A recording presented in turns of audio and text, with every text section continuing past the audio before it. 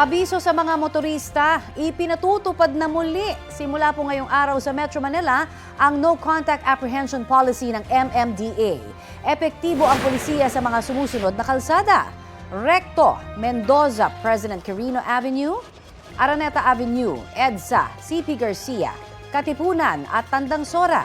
Gayon din sa radial roads na Rojas Boulevard, Taft Avenue, South Superhighway, Ortigas Avenue, Shaw, Magsaysay at Aurora Boulevard.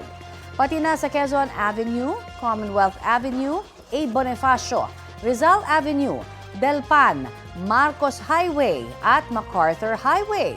Sa ilalim po ng NCAP, pag-aaralan ng MMDA ang mahuhulikam na traffic violations. At sa loob ng 7 araw, posibleng makatanggap ng abiso ng violation ang mga rehistradong may-ari ng sasakyan. May karapatan naman silang umapila. Ang mga MMDA enforcer na nakatalaga sa mga kalsadang sakop ng NCAP ay ililipat sa ibang lugar na walang CCTV.